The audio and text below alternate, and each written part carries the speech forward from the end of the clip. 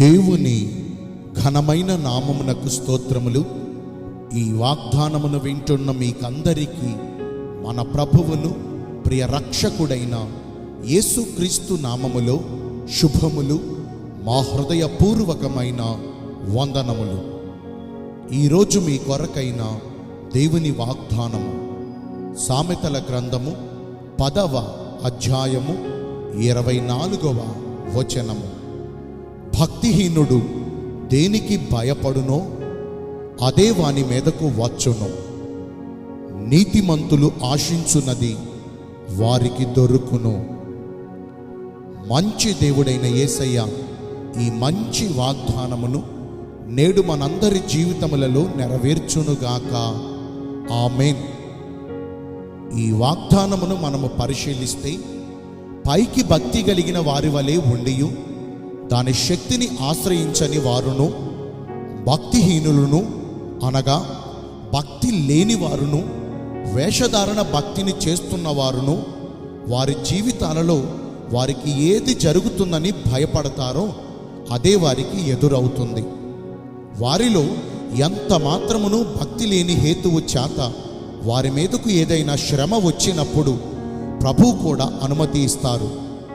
అయితే దేవుడు నీతిమంతుల పక్షముగా ఉండి వారు కోరినవన్నీయు వారు ఆశించినవన్నీయు వారికి దయచేస్తారు. మన ప్రభువు నీతిమంతుడు. ఆయన నీతిని, న్యాయమును ప్రేమించువాడు. దేవుని మెప్పు పొందునట్లుగా ఎల్లవేళలా నీతిని అనుసరించి నడుచుకున్నవారు ధన్యులు.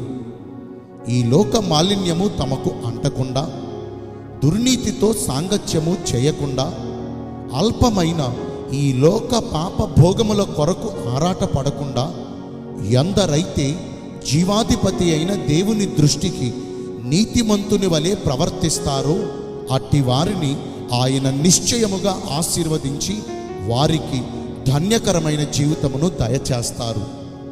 నీతిమంతునికి కలుగు కొన్ని ధన్యతలను గురించి మనము ఆలకిస్తే, నీతిమంతులు చిగురాకు వలె వృద్ధి నొందుతారు. వారు తలపెట్టిన ప్రతి పనులలోనూ, వారు చేయు ప్రయత్నములన్నిటిలోనూ సఫలపరచబడి అన్ని విషయాల్లో వారు వర్ధిల్లెదరు. నీతిమంతులకు ఇరుకులో విశాలత కలుగుతుంది. వారిని చుట్టుకొని ఉన్న ప్రతి బంధకాలను తెంచబడి విశాలమైన స్థలమునకు నడిపించబడెదరు. నీతిమంతులు మరణము నుండి రక్షించబడతారు. రాబోవు ఉగ్రత నుంచియు, తీర్పు దినమందు దాచబడియు, నరక శిక్ష నుండి తప్పించబడి నీతి రాజ్యమునకును, లోకము పుట్టినది మొదలుకొని మన కొరకు సిద్ధపరచబడిన ఆ పరలోక రాజ్యమునకును వారసులవుతారు. మరి ఎవరు దేవుని దృష్టికి నీతిమంతులుగా ఎంచబడతారు?